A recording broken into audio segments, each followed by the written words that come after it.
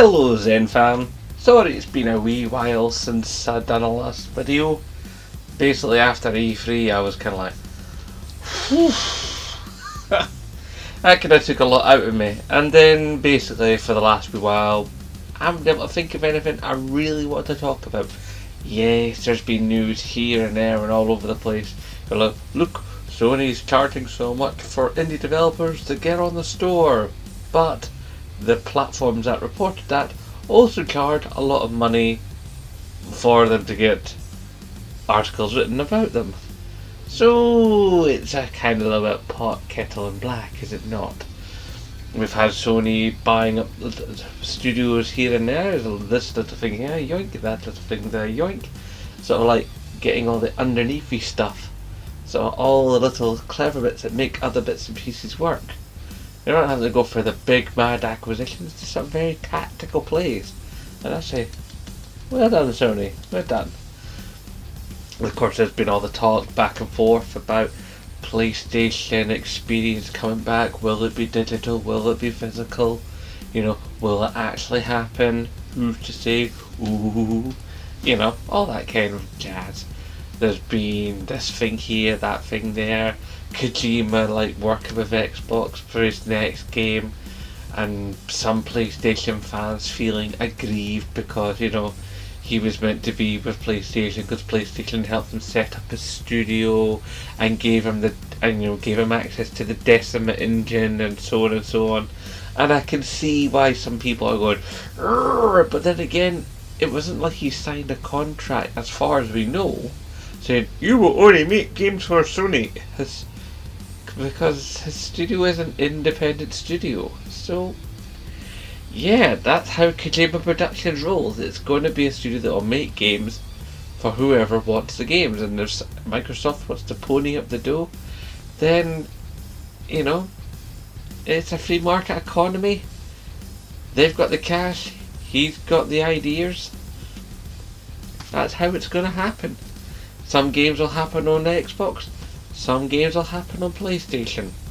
I now know that I will forever be missing out on a bunch of Bethesda titles because I'll never have the scratch to put together for an Xbox Series X, and even if I did, I'd also need to get another telly because I've not got enough HDMI ports. So, you know, that's the way the cookie crumbles. This has been the same all the way along. If you don't have the right system, there's some games you're not going to play. Even if you go right back to the first ever home systems, like, you know, if you had a Commodore, you couldn't play games that were on the Atari. If you had the Atari, you couldn't play games that were on the Amstrad. If you had the Amstrad, you couldn't play the games that were on Commodore, and so on. You know, or even take it up to SNES and, you know, the SNES and the Mega Drive. There were games that worked on either that could not be played on the other. It's always been the case. It'll always be the case. Deal with it. But all that aside, I really just wanted to make a video for you guys, and for myself really, because if you can't please yourself on your own YouTube channel, then what's the point? So I thought this evening I'd have a nice wee blether with yous about some games that would just be nice if they came to PlayStation Plus. You know, just a little sort of wish list of things that would be kinda neat if they came to Plus. Some of them are a little bit more expensive, some of them are quite cheap, but I think they're all within the realms of possibility, and I shall talk you through each of the games as we go through. And I think I've got some nice options here. But of course, you could always get tippy down in their comment section and let me know where either A, you think I'm talking up my bum, or B, if you have better ideas. And do you know how it goes? I always answer back. Any of you in the Zen fam out there, or new people, you will find that if I get comments, I answer those comments. I don't ignore my audience. So I would love it if you are new that you would become part of the audience. Just whack on that subscribe button and become part of the Zen fam. Anyway, shall we just get on with it. I think so. So first up, let's hit a movie classic. Let's go with The Warriors. Warriors, come out to play. Good game, Rockstar game, so you know it's got that little seal of approval because Rockstar made it. Rockstar make good stuff, you know. Based on The Warriors the movie, which is a cult classic. If you haven't seen it, remedy that. Good movie. Yeah, it's basically just a brawler, but it's a brawler with a bit of story and a bit of character. You know, it's not a mad expensive game. Originally from the PS3 generation, and they up-resed it, stuck it on the 4, and of course, because it's on the 4, it'll work on the 5. So you're all good. And I think that'd be a nice wee game for PlayStation Plus, just to kick things off. Another game that I quite like the idea of because I played the original way back in PS3. Mirror's Edge Catalyst. Now I know what some of you are going to say, but Zembrook, didn't that review badly? Some people didn't vibe with it, but when you get right down to it, it was still a pretty solid game. You know, it's just people tried to plaster the original on top of the new one. And I have to say, I played the beta of it. Back when there was a beta test, I played it. And it was a good beta.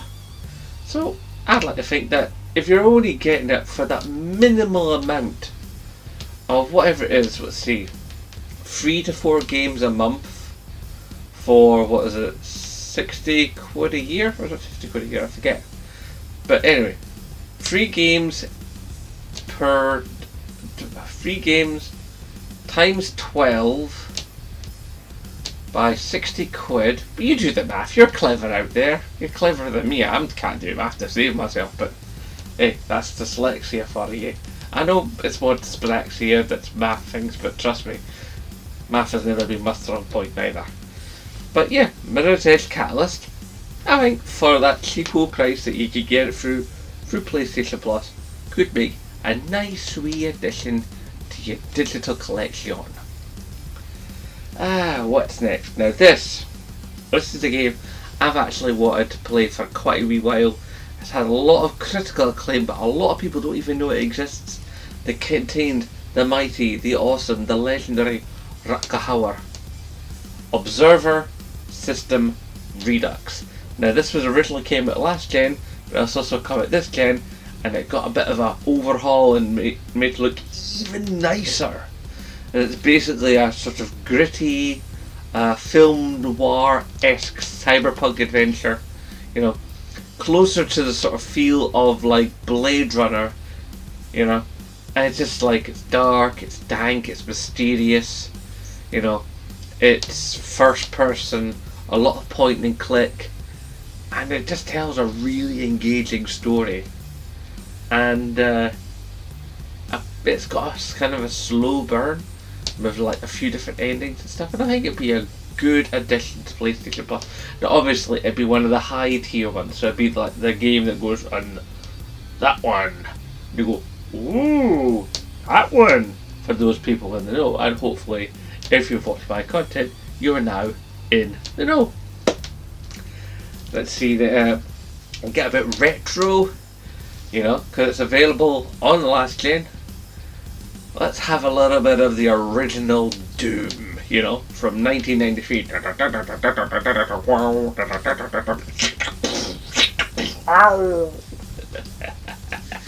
Yes, Doom.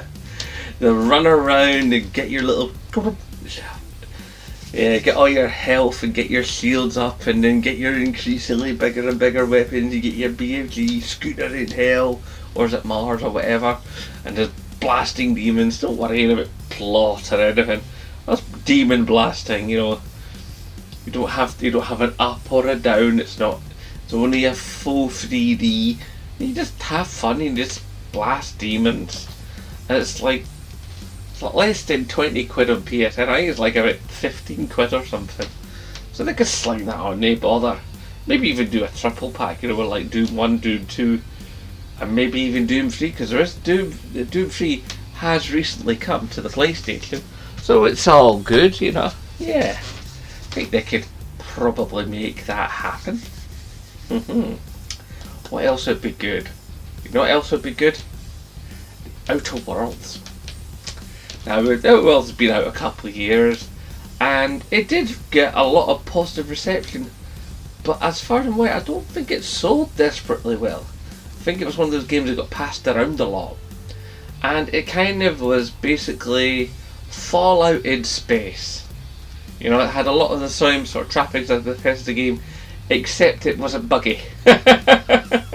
So there's that.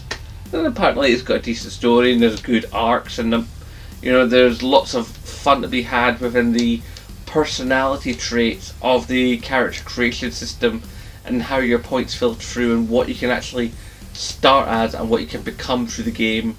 And of course it's all just about uber space capitalism at the worst end. So yeah, there's that. I think that'd be quite a good game to stick on PlayStation Plus. I think it would have severe legs. Now for the next one we could go a little bit fancier, a little bit newer, but I reckon a good game to have, you know, because you've got to mix up the genres here and there, you know, can't just all be the same kind of thing, and I'm trying to make a nice sort of wide selection. Dragon Ball Z Kakarot. Yeah, get a bit of fighting, get a bit of story. Admittedly, it can be a bit grindy, but then again, I think you get, you know, a good chunk of gameplay out of it. And even if you don't complete it, it's still meant to be quite good fun. You know, even though there's like umpteen currencies and stuff, you know, by the time you've got a game like that on PlayStation Plus that that you've got, as I've said before, really cheaply, then if it's not exactly what what you were hoping for, and there's a little bit askew, then what the hell, go for it. Have that game, load it up, have a bash about, and even if you don't complete it, you can still have a laugh. Now what else would be good? Right, we've had Steep, we've had Tony Hawk, which I bought last year and thoroughly enjoyed. Tony Hawk is getting a has either getting or has gotten a this gen upgrade. It's even coming to Switch. Tony Hawk 1 and 2 on the Switch. Admittedly, it looks more like it would have looked a couple of generations ago, but you know, you can't have everything. And we've got Riders Republic coming later this year, fingers crossed. I will definitely want to get Riders Republic. So with that in mind, I was thinking Skater XL. You know, it's not exactly the world's most expressive skater game. I mean, it's much more grounded than something like Tony Hawk, but you know, it's still meant to be a decent game, and you know, a bit of skateboarding, always fun. And you know, okay, I think it's EA, or maybe EA Motive or something like that. I can't remember exactly, but you know, as far as I'm aware, it's a decently made game. It just, you know, it didn't really do a lot in sales. So yeah, slap on Skater XL. I think that could be worth a giggle. Then of course we could just go mental, and we could have Cuphead. Now for those of you uninitiated, Cuphead actually a wee while ago got ported to PlayStation platforms. So if you have a PlayStation 5, you also now can play Cuphead. It's not just Xbox.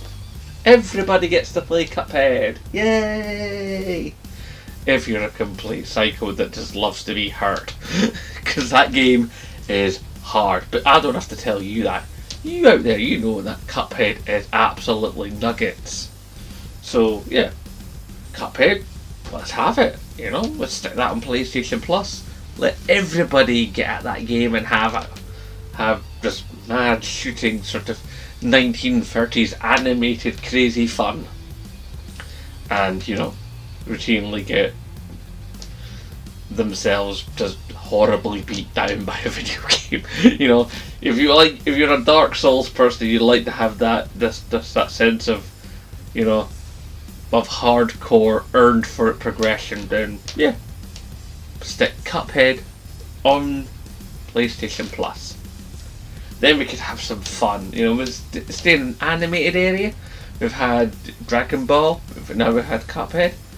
Let's have some real fun. Let's have a little bit of nostalgia. Let's have some Samurai Jack Battle Through Time. Long ago! I love Samurai Jack. I love the animation series back in the day on Toonami. Oh man. Back in the early thousands, watching Samurai Jack. Fantastic. And then recently, you know, they had the last season, the last 6 episodes, and they stuck them on the more 4-player, and I gobbled those up. It was so good seeing the end of Samurai Jack's, you know, storyline. Of course, it had a bittersweet ending that I'm not going to spoil, but yeah, so good. And apparently the game's decent as well. Now, there was a game back on PS2 or PS3 that was for Samurai Jack, and apparently that was quite decent as well, but I never got to play that. I did order it, but then by the time that the order came through from this little mom and pop shop that used to exist here in Edinburgh, it kind of like, I'd run out of money by the time that game came out and I couldn't purchase it because I was skinty booze. Ever the case of my life that I've never named money. And then we can have a little bit of fun, you know, with a little game called Kill It With Fire. Now, if you're not aware of this, it's a little indie title. Now, I'm not saying, indie title? Come on! We want AA or at very least AAA, come on! You're like, nah, get this right. You basically are in this this game, and what you have to do is you have to basically kill spiders. And I think there's some other beasties, but I think it's primarily spiders. Or all spiders, I can't remember exactly. But the whole point of it is you just get these spiders just harder and harder and harder to kill. And you have to keep finding more and more inventive ways to kill them.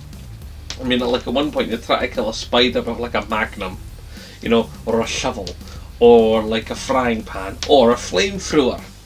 So it's just like more and more inventive methods of dispatching arachnids.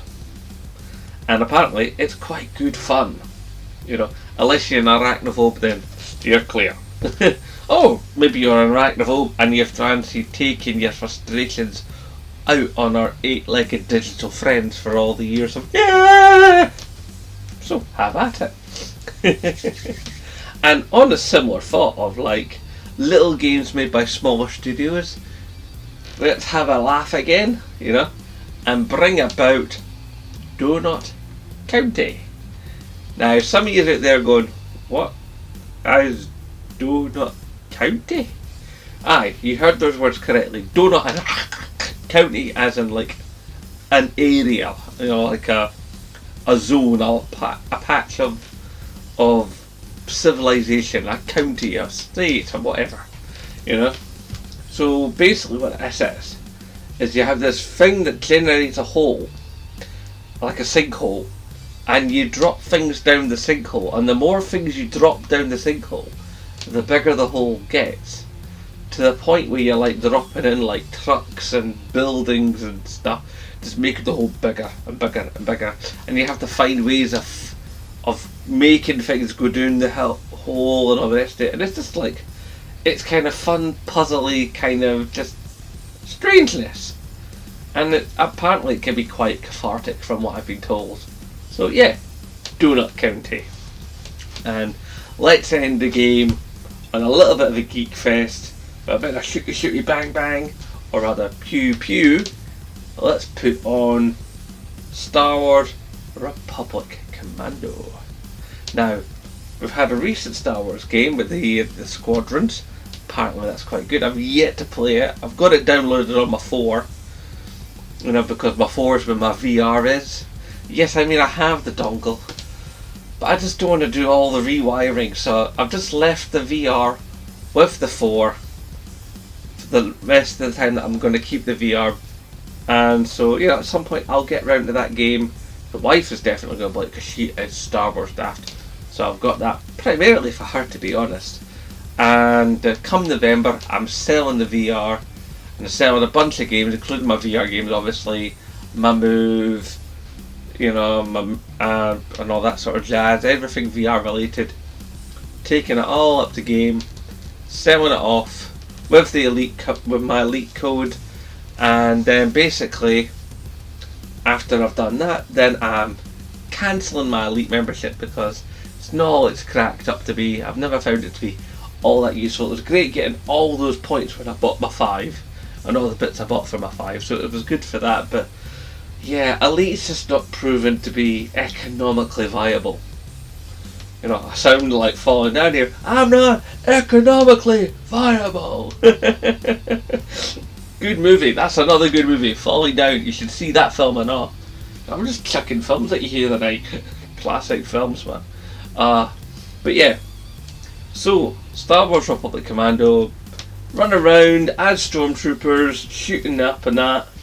It's meant to be quite good. So, yeah. Let's stick that on for then, you know, a little bit of that Call of Duty kind of feel. If that's what you're into, a bit of squad-based shooting. Should be grand.